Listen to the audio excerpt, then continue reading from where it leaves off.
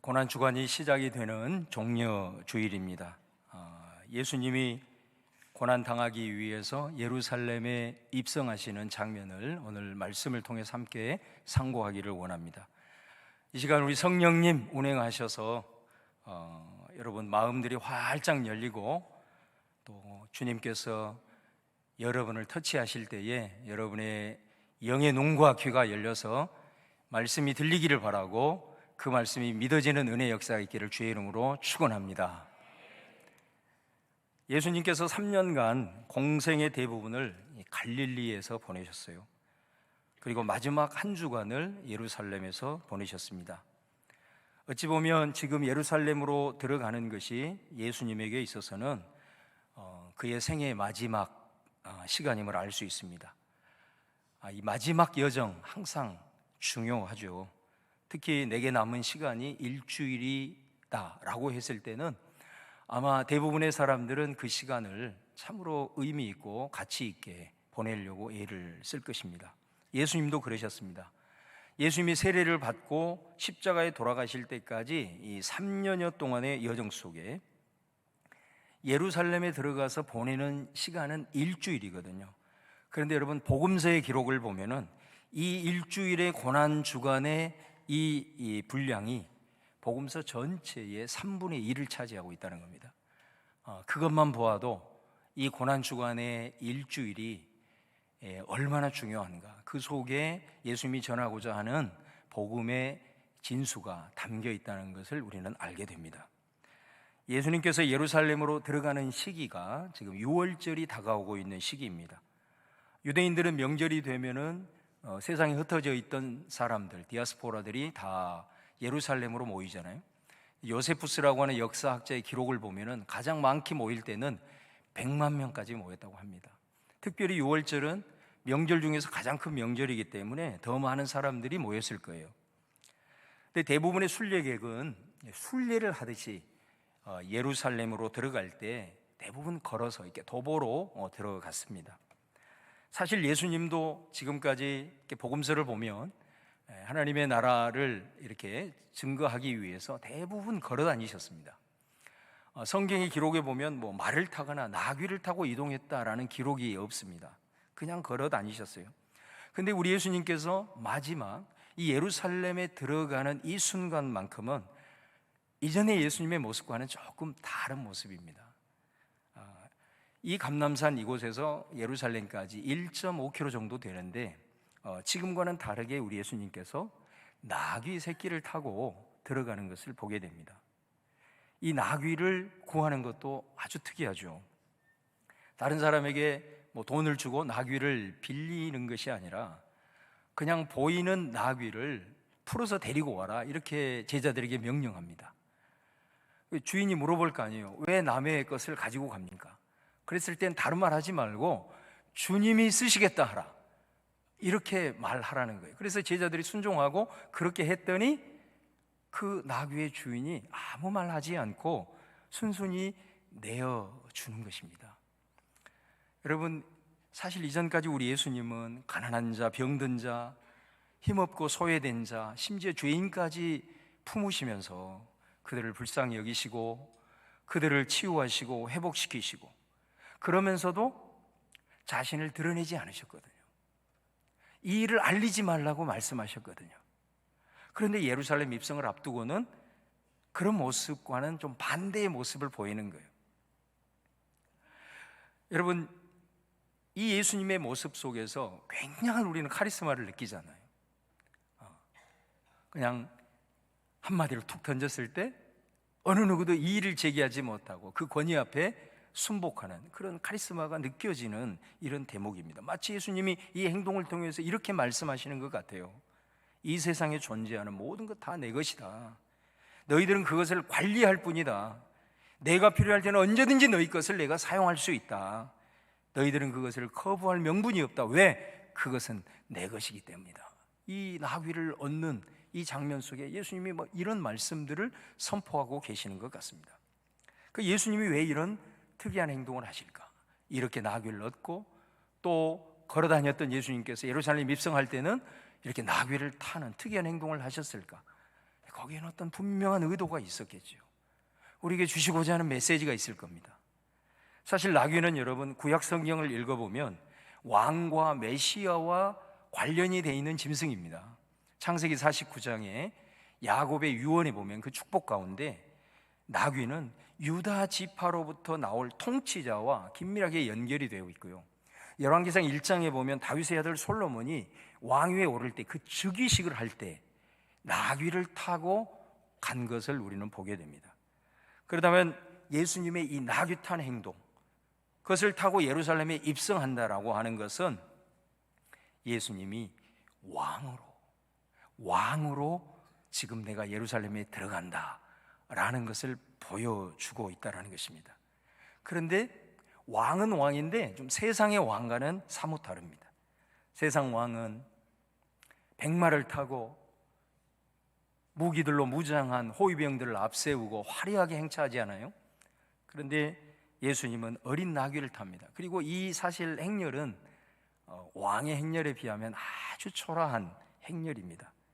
이거는 왕이지만은 이 왕의 성격이 뭔가라는 것을 우리에게 보여주고 있는 겁니다. 사실 예수님이 예루살렘에 나귀를 타고 입성하시는 이 장면에 대해서 수백 년 전에 스가랴 선지자를 통해서 이미 이 사건이 예언이 되고 있어요. 스가랴서 9장 9절에서 10절 말씀을 보시면 시온에 따라 크게 기뻐할지어다 예루살렘에 따라 즐거이 부를지어다 보라 내 왕이 내게 임하시나니 그는 공의로우시며 구원을 베푸시며 겸손하여져서 나귀를 타시나니 나귀의 작은 것 곧 나귀 새끼니라. 10절 말씀을 같이 한번 읽어볼까요? 시작. 내가 에브라임의 병거와 예루살렘의 말을 끊겠고 전쟁하는 활도 끊으리니 그가 이방 사람에게 화평을 전할 것이요 그의 통치는 바다에서 바다까지 이르고 유브라데 강에서 땅끝까지 이르리라. 이 예언의 말씀을 보면 분명히 왕이 임하신다. 그런데 그 왕은 세상의 왕과는 좀 다르다. 세상 왕은 말과 칼과 무기를 준비해서 전쟁을 벌여서 다른 민족들과 다른 사람들을 압도하는 왕이지만은 스가랴서에서 예언한 왕은 어떻습니까? 그 병거와 말을 끊어버리겠다. 전쟁하는 활도 부숴버리겠다. 그리고 평화를 전하겠다. 이렇게 말씀하는 거죠. 온 세상에 평화를 위한 왕으로 이미 예언이 되어 있다는 거예요. 나귀가 왕과 관련되어 있고 이 나귀를 탄 왕은 바로 평화를 위한 왕이라고 하는 사실입니다. 그래서 나귀를 타신 우리 예수님은 이제 예루살렘에 입성하셔서 결국 십자가를 지시죠. 그 십자가가 여러분 어떤 사건입니까? 바로 평화의 왕임을 온천하에 드러내는 사건이거든요. 이제까지 하나님과 인간 사이의 죄로 막혀있던 담을 흐시고 하나님과 인간을 화목시키는 사건이 십자가 사건. 또 우리 예수님께서는 사람과 사람 사이의 적대감과 용서하지 못하고 끊임없이 서로 갈등하고 분쟁하는 이 인간들 사이에 막힌 담을 흐시고 오늘 우리 장로님 기도하신 대로 서로 사랑하면서 용납하면서 그렇게 화목의 사람으로 살 것을 바로 이 십자가상에서 그것을 이루셨던 것을 보게 됩니다. 근데 여러분 사실 지금 이 시대가 어떤 시대입니까? 팍스 로마나라는 시대입니다. 팍스 로마나, 로마의 평화라는 시대죠. 여러분 예수님이 누가복음 2장에 탄생하실 때 그때 황제가 누구였냐면 가이사 아구스토예요. 케사르 아우구스투스 옥타비아누스라는 사람이 시작을 하면서 그때부터 팍스 로마나 시대가 시작이 된 거잖아요. 그래서 예수님이 지금 돌아가신 이 시대는 팍스 로마나예요. 그런데 로마가 추구하는 평화는 어떤 평화입니까? 무력을 앞세운 평화죠. 힘으로 모든 대적하는 세력들을 철저하게 뭉개뜨려 버리고 그 앞에 반란과 모든 입 한마디도 내지 못하게 눌러버리는, 그래서 겉으로는 잠잠한, 바로 이게 팍스 로마나 아니겠습니까? 그런데 여러분 우리 예수님의 평화는 그런 말과 활과 칼로 무장하여 힘으로 제압하고 나서 이룬 평화가 아니라 오히려 우리 예수님은 이 평화를 이루기 위해서 친히 섬기시고 결국은 자기 자신을 희생까지 하신, 그것을 통해서 이루신 평화인 줄로 믿습니다. 여러분, 예수님은 평화의 왕으로 오셨고 마지막 이 여정 가운데서도 자신이 평화의 왕으로 오셨음을 선포하고 있습니다. 여러분, 세상은 이 평화를 이루고자 하는 가치는 다 추구합니다. 그런데 그 평화를 위해서 세상은 힘을 축적합니다. 사실 여러분, 내 자신을 보호하기 위해서는 어느 정도의 힘을 축적하는 것은 너무도 당연한 겁니다. 그런데 이 죄성을 가진 인간은 그것으로 만족하지 못하는 거죠. 자기에게 힘이 축적이 되면 그 축적된 힘을 가지고 다른 사람을 항상 제압하고 눌어버리려고 하는 이 죄악의 본성을 벗어나지 못하는 것을 우리가 보게 됩니다. 그래서 여러분, 인류 역사 속에 힘을 축적하고 그 넘치는 힘으로 강대강 대결 구도를 통해서 단 한 번 이 땅 가운데 평화가 임한 적이 있습니까? 겉으로 보면 평화스럽게 사는 것 같지만 언제 상대방의 강이 나를 공격할지 모르는 그 떨리는 불안 속에서 신음하고 있는 것이 인간의 역사에 추구하고자 하는 세상의 평화 아니었습니까? 여러분, 예수님께서 나귀를 타고 오신다는 것은 앞으로 예수님에게 일주일 동안 펼쳐지는 사건이 눈에 확 들어오게 하는 일종의 렌즈와도 같습니다. 예수님이 이후로 들어가서 그 십자가의 길을 걸어갈 때 보십시오. 예수님은 힘이 있으셨지만 힘을 쓰지 않으십니다. 오히려 무력할 정도로 당하기만 하시다가 결국은 십자가에 자기 자신을 희생 제물로 내어주는 것을 보게 됩니다. 이 섬김과 희생을 통해서 이루시고자 하는 평화가 세상의 평화와는 다른 하나님께서 우리에게 주시고자 하는, 이루시고자 하는 하나님의 나라의 평화인 줄로 믿습니다. 여러분, 이 사순절 기간에 다시 한번 평화의 왕으로 오신 우리 예수님 바라볼 수 있기를 축원합니다. 그래서 우리 예수님 팔복에서 말씀하듯이 화평케 하는 자는 복이 있나니 그들이 하나님의 아들이라 일컬음을 받을 것입니다. 화목하게 하는 자, 예수님의 평화를 품고 그 평화를 나누는 자가 진짜 하나님의 자녀다. 우리 예수님이 그렇게 말씀하고 있는 걸 보게 됩니다. 여러분, 예수님이 말씀하시고 보여주신 이 평화를 우리 추구하면서 살아가는 우리 성도님들 다 되시기를 간절히 바랍니다. 그 다음에 두 번째는 그러면 평화가 내게 임하고 내가 이 평화를 누리고 평화를 전하기 위해서는 어떻게 되느냐? 평화의 왕을 영접해야 되는 것입니다. 영접해야 되는 것입니다. 오늘 봉독한 37절 말씀에 보면 이미 감람산 내리막길에 가까이 오심에 제자의 온 무리가 자기들이 본 바 모든 능한 일로 인하여 기뻐하며 큰 소리로 하나님을 찬양했다. 예수님을 맞이합니다. 그러면서 찬양합니다. 근데 그 찬양의 내용이 뭐냐? 38절을 보시면 이르되 찬송하리로다 주의 이름으로 오시는 왕이요 하늘에는 평화요 가장 높은 곳에는 영광이로다 하니. 여러분, 이 찬송하는 내용을 보면은 우리가 굉장히 익숙한, 어디에서 많이 들어본 내용 아닙니까? 바로 예수님이 탄생하셨을 때 하늘의 천군 천사가 찬송했던 내용이죠. 누가복음 2장 14절에 보면 지극히 높은 곳에서는 하나님께 영광이요 땅에서는 하나님이 기뻐하시는 사람들 중에 평화로다. 바로 이 내용이죠.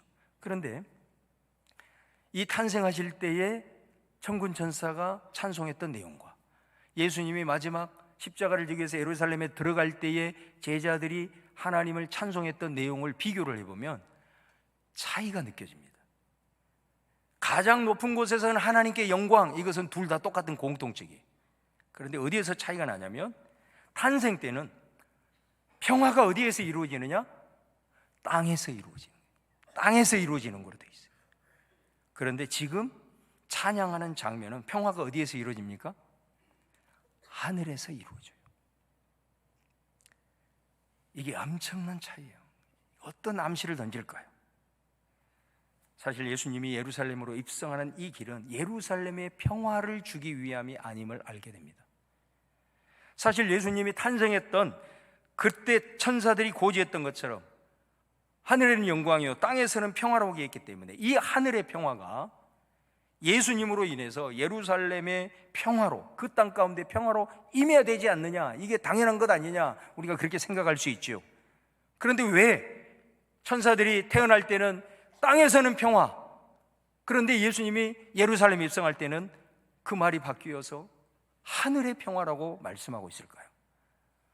매우 중요한 의미를 띠고 있는 거예요. 땅의 평화가 임하기 위해서는, 하늘의 평화가 땅에 임하기 위해서는 하나의 조건이 필요한 거예요. 바로 이 예루살렘이 평화의 왕으로 오신 예수님을 영접해야 되는 것입니다. 예수님을 구원자로 받아들여야 되는 것입니다. 그것이 충족되어야 합니다. 여러분, 예수님은 서두에서도 말씀드린 대로 예루살렘 들어가셔서 하나님과 인간, 사람 사이의 모든 불화를 없애고 십자가로 참된 평화를 이루셨습니다. 그럼에도 불구하고 그 이후에 예루살렘을 보십시오. 예루살렘은 그 뜻이 평화의 도시라는 뜻이잖아요. 예루살렘에 평화가 있었습니까? 지금 시대까지 예루살렘에는 평화가 없는 시대입니다.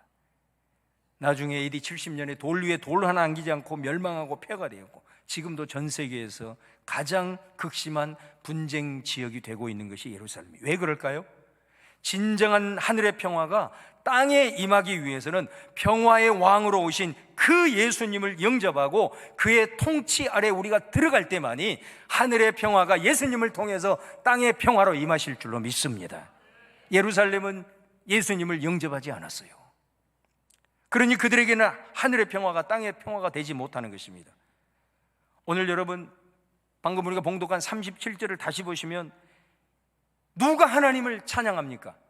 여기서 하나님을 찬양하는 자들이 누구입니까? 예수님을 맞이하면서 하나님을 찬양하는 자들이 예루살렘 사람들입니까? 아니에요. 오늘 말씀을 보세요. 제자의 온 무리가, 제자들이 노래한 거예요. 제자들이 찬양한 거예요. 제자들이 예수님을 맞이한 거예요. 옷을 펴고 종려나무 가지를 흔들면서. 예루살렘을 어떻게 맞이했습니까? 잘 보여주는 말씀이 39절에 나와 있어요. 39절. 무리 중 어떤 바리새인들이 말하되 선생이여 당신의 제자들을 책망하소서. 바리새인들은 바로 예루살렘의 사람들을 대변하는 사람들이에요. 이 바리새인들이 지금 뭐라고 예수님께 요청하는 겁니까? 당신의 제자들을 책망하십시오. 아니, 당신을 향하여 지금 구원자라고 말하고 평화를 가져오는 왕이라고 하면서 하나님을 찬양하고 있는데 그것을 당장 멈추라고 하십시오. 왜 이런 말을 할까요? 예수님에게? 예수 당신은 그런 자가 아니다, 이 말이에요.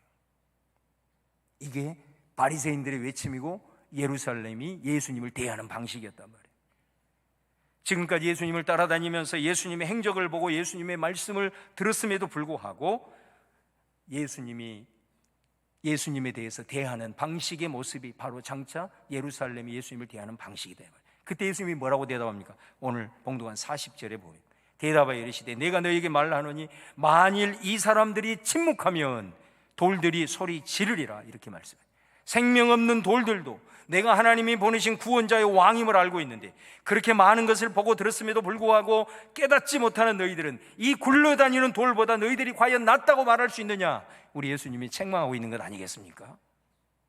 예수님을 맞이하는 예루살렘의 모습, 얼마나 안타까운 일입니까? 여러분, 이 말씀을 통해서 우리 예수님, 우리 하나님께서는 저와 여러분에게 뭐를 말씀하고 있는가 할까요? 평화의 왕으로 오신 구세주 예수님을 영접할 때 그 하늘의 평화가 땅에 임할 것이다 라고 하는 메시지를 던지는 것이죠. 하늘의 평화가 그들 가운데 임하여 하나님과 화목하게 되고 우리의 심령 속에 우리들 삶 가운데 평화가 이루어질 수 있는 도구로 우리가 비로소 쓰임받을 수 있다는 것을 말씀하고 있는 것이죠.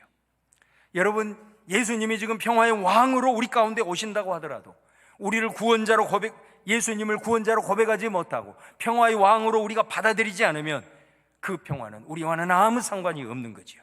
마치 예루살렘이 그 이름의 뜻이 평화의 도시임에도 불구하고 평화와는 아무런 상관이 없는 것처럼 말입니다. 저와 여러분이 예수님을 구원자로 모시는 줄로 믿습니다. 여러분, 우리 예수님을 구원자로 모실 때 우리는 그분 앞에 종으로, 내 삶의 주인으로 영접하는 거죠. 우리들의 삶의 곳곳의 영역 속에 예수님이 보여주신 그 예수님의 가치, 그거를 우리가 영접하는 것이고 받아들인 것 아니겠습니까? 바라기는 여러분, 예수님을 영접하시되 평화의 왕으로 영접하실 수 있기를 바랍니다. 평화의 왕으로 여러분이 우리 주님을 맞이한다면 여러분의 심령에, 여러분 가운데 예수님의 하늘의 평화가 임하게 될 것입니다. 평화의 왕이신 예수님을 여러분의 가정의 주인으로 영접하십시오. 그러면 하늘의 평화가 여러분의 가정 가운데 임하게 될 것입니다. 우리 교회도 평화의 왕이신 예수님을, 오직 예수님만이 우리의 주인임으로 우리가 인정하고 모실 때에 교회 가운데 분열과 분쟁이 아니라, 그것이 틈타는 것이 아니라 하늘의 평화가 우리 가운데 임하고 이 지역과 이 나라와 민족과 열방 가운데 평화를 전하는 사신이 될 줄로 믿습니다. 사실 우리가 성도라고 하지만은 자기 인생의 주인이 여전히 나인 경우가 얼마나 많습니까? 가정 안에서도 서로 힘겨루기를 하지, 내가 주인인 것처럼. 그 상황 속에서 예수님은 그냥 한켠에 밀려 있는 우리들의 모습은 아니냐. 교회 안에서도 서로 주인이 되려고 한다면 여러분, 그곳에 예수님은 일하지 않습니다. 예수님이 언제 일하냐? 예수님을 내 삶의 주인으로 모실 때, 우리의 가정의 주인으로 모실 때, 우리의 교회 가운데 주인으로 모실 때 주님이 우리 가운데 주인으로서 역사하시는 줄로 믿습니다. 우리가 예수님을 내 삶의 주인으로 영접하지 못하면 내가 일해야 되는 거예요. 내가. 그리고 내가 일해서 내가 하는 만큼 열매를 먹는 것이고, 내가 일하는 것에 대한 책임도 내가 지는 거죠. 그러나 예수님을 믿음으로 우리가 영접하고 그분을 내 삶의 주권으로 인정하고 그분의 통치를 우리가 받으려고 하루하루 몸부림을 치면서 한 걸음 한 걸음 나갈 때 저와 여러분의 삶을 주인이신 예수님이 책임이 지실 것입니다. 그리고 그 주님이 여러분을 위해서 일하실 것입니다. 우리 주님이 이미 이 모든 것을 다 이루셨잖아요. 그것이 내 삶의 영역에 임하는 것은 우리 주님을 모셔드리고 그 주님으로 인정하는 것. 그래서 우리가 그런 믿음이 있기 때문에 오늘 주신 말씀을 따라 우리 주님을 평화의 왕으로, 그리고 그 평화의 왕이신 주님 앞에 부복함으로 저와 여러분의 삶에 하나님의 평강이 넘칠 줄로 믿습니다. 마지막으로 오늘 본문의 주인공은 예수님이세요. 그런데 예수님이 예루살렘에 들어가는데 특급 조연이 있습니다. 어린 나귀입니다. 어린 나귀, 나귀 새끼라고 해요. 이 나귀는 사람을 태워본 적이 한 번도 없습니다. 예수님을 태우고 갈 때 얼마나 힘들겠습니까? 사실 나귀로 볼 때는 엄청난 헌신을 하고 있는 겁니다. 쉬운 길이 아니에요. 버티면서 꾸역꾸역 걸어가고 있는데 갑자기 이 나귀 앞에 이상한 일이 펼쳐집니다. 자기가 걸어가고 있는데 사람들이 자기 앞에 막 겉옷을 펼치는 겁니다. 그리고 나뭇가지를 흔들면서 막 환호를 하는 겁니다. 나귀는 그 순간 힘이 납니다. 내가 이렇게 헌신했더니 사람들이 나를 인정하기 시작하는구나, 사람들이 나에게 환호하는구나 하면서 우쭐대기를 시작합니다. 여러분, 만약에 나귀가 이렇게 생각했다면 어떻겠습니까? 그것은 착각이지요, 착각. 나귀의 이런 모습이 어찌 보면 우리의 모습은 아닌지 한번 묵상하게 되었습니다. 우리는 예수님을 태우고 가는 나귀와 같은 사람들. 그런데 어느 순간 예수님에게, 나를 통해서 역사하시는 예수님에게 환호를 보내고 있는데 그것을 내 것으로 착각할 때가 많다. 그래서 어느 순간 우쭐대고 교만해지는 우리들의 모습을, 얼마나 우스운 얘기예요. 순전히 착각하면서 사는 거잖아요. 누가복음 17장 10절 말씀에 이와 같이 너희도 명령받은 것을 다 행하는 후에 이르기를 우리는 무익한 종이라 우리가 하여야 할 일을 한 것뿐이라 할지니라. 우리 예수님 말씀하십니다. 여러분, 사실 우리가 예수님의 그 발자취를 따른다는 그 길, 십자가의 길, 예수님을 모시고 걸어가는 그 길, 사실은 결코 쉽지 않는 길입니다. 그럴 때 어느 누구도 내게 알아주지 않는다라고 했을 때, 그때 저와 여러분의 모습은 어떤 모습일까요? 아마도 그때에 들었던 생각, 내가 그런 상황 속에서 반응했던 내 모습이 정말 예수님 앞에서의 나의 진정한 모습은 아닌가 생각을 해봅니다. 내가 다 한 일을 다 하고 충성하고 난 이후에도 누가 알아주지 않아도 나는 무익한 종입니다. 나는 내가 하여야 할 일을 했을 뿐입니다.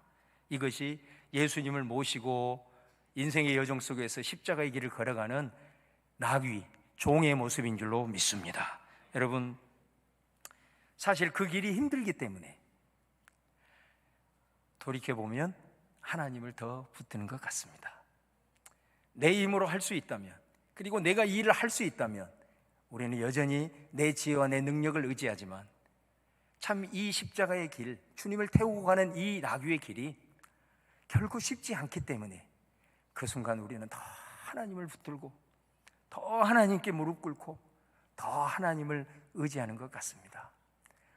그럴 때 그 길이 너무 힘들고 어려웠지만, 그래서 내가 그 순간 하나님을 붙들고 하나님을 의지하고 내가 주저하고 좌절하고 무너지는 것이 아니라 그 순간 더 하나님을 의지함으로써 결국은 그 일들을 통해서 하나님이 새 일을 행하여 주시고, 그 일들을 통해서 내게 은혜를 더 부어주시고, 그 일들을 통해서 나를 더 존귀하게 쓰시는 줄로 믿습니다. 여러분, 이 진리의 길을 걸어가는 것, 혼자 걷는 것이 얼마나 힘들겠어요? 그래서 옆에 있는 우리 신앙의 동력자들을 붙여주시고, 그래서 여러분을 위해서 교회 공동체를 하나님께서 허락해 주는 것 아니겠습니까? 여러분, 주님께서 십자가를 지기 위해서 이 생의 마지막 여정에서 자신을 평화의 왕으로 드러내고 계십니다. 그런데 예루살렘은 그 왕을 받아들이지 않습니다. 그곳에 분명히 임해야 될 평화의 도시라는 이름에도 불구하고 예수님을 영접하지 아니한 그들, 분쟁과 갈등의 중심에 여전히 서 있습니다. 하늘의 평화가 이 땅 가운데, 여러분의 삶 가운데 임하는 길은 우리 예수님을 주인으로 모시되 평화의 왕이신 그 주님을 주인으로 모실 때에 우리들의 삶의 영역 속에 평화가 임하게 되고, 여러분은 평화를 누리게 되고 평화의 사신으로 살아갈 줄로 믿습니다. 때로는 그 평화의 왕을 모시고 그 길이 걸어가는 길이 쉽지 않음에도 불구하고, 때로는 장벽에 부딪히고 어려울 때에도, 사람에게 인정받지 못할 때에도 주여 나는 무익한 종입니다, 마땅히 했을 일을 했을 뿐입니다 라고 고백하면서 꿋꿋이 걸어가므로 여러분을 통해서 우리 하나님 꼭 주의 평화가, 그리고 평화를 이루는 도구로 온전하게 쓰임을 받는 그런 복된 인생이 될 줄로 믿고 그런 삶을 살아가시기를 주님의 이름으로 축원합니다.